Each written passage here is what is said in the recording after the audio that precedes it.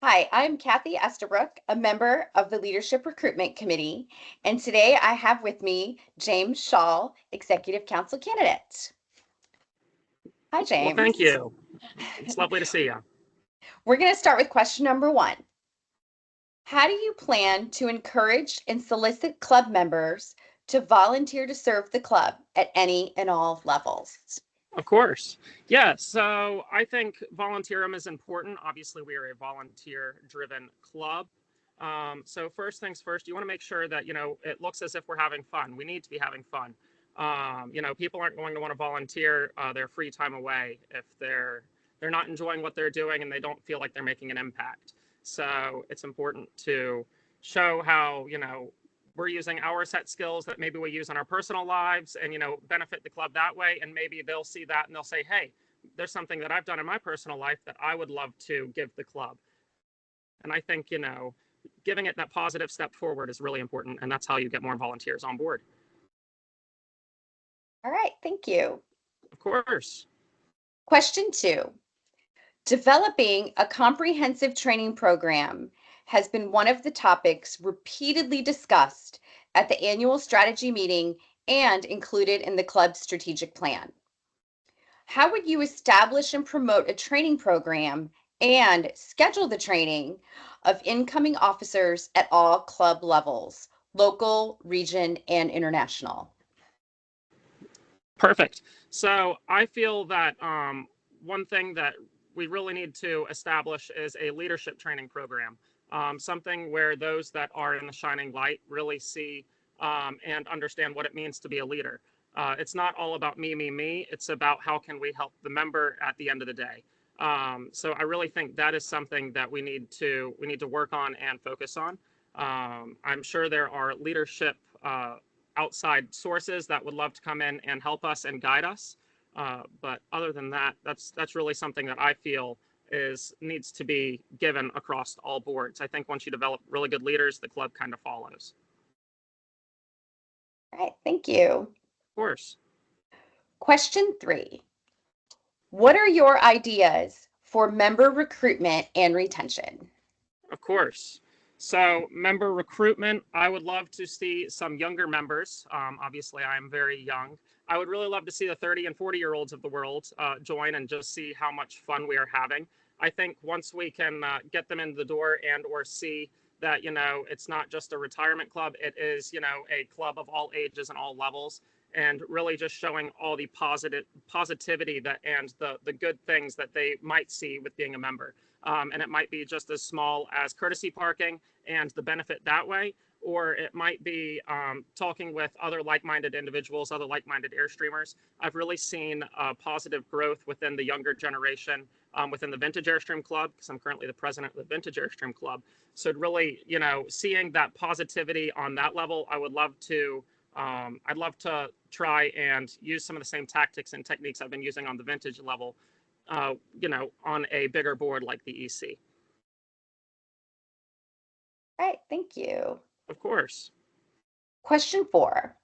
What are your thoughts about confidentiality and using a non-disclosure agreement or not to limit topics that can be shared with the broader membership until which time sharing is appropriate?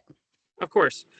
So I feel that a confidentiality is important. Obviously, there are big contracts on the tables that are constantly for membership benefit. So I do feel as if confidentiality agreement is important and non-disclosure.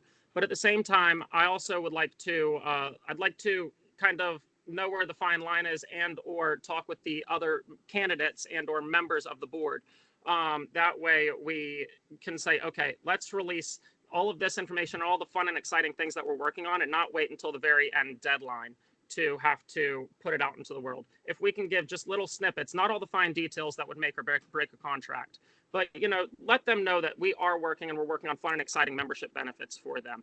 I feel as if that is very important. I feel as if we can correct that and we can show them that we are working really hard behind the scenes and just giving them little tastes here and there on each project, I think that will excite the membership and or get them. Hey, maybe I see all the fun and exciting things that are going on.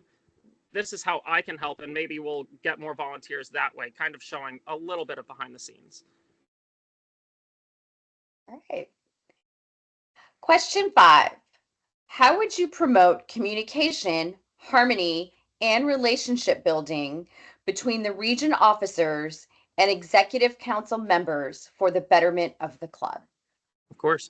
Yeah, I feel as if it is very important that we have our meetings together, and that the region presidents feel as included as all of the executive council communications that are going on behind the scenes. Obviously, it can't be 100%, fluent and together, but I think the more that everyone, the entire IBT is, connected, and more of a group, a coerced group of friends that are working together for the common goal, I think that will solve a lot of the communication errors that are going on right now. Okay, thank you. Question 6. How can you make the club accessible to the working crowd and those with limited schedules?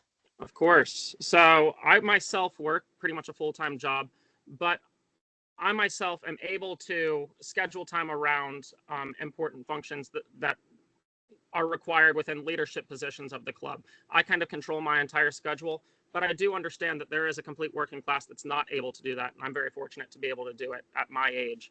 I feel as if it's important, at least for the working class, if they want to be a member of the club, kind of seeing it firsthand with some other friends. They might not be able to rally Thursday, Friday, Saturday, and Sunday, but if we can give them some sort of a way that they can come in on a rally Friday evening, and then through Sunday, and make that more of a normal thing, instead of them having to feel as if they just left out a bunch of fun and exciting stuff on the beginning of the rally, I think that will solve a lot of those issues. Because I know from firsthand, when I was younger and my parents, had a very set schedule, we weren't able to go to some of the rallies that started Wednesday, Thursday, Friday, Saturday. And we'd have to get there either Friday or late Friday or early Saturday, and then only enjoy 1 or 2 days. So I think that's more of a conversation that needs to be had club wide, and make that more of a normality thing for the working class to be able to come in and still feel as if they aren't missing out on a whole bunch of the fun that's going on. All right, thanks, James. Thank you. That concludes the questions and interview. Thank you for taking the time to chat today and for applying to be on the Executive Council. Thank you again.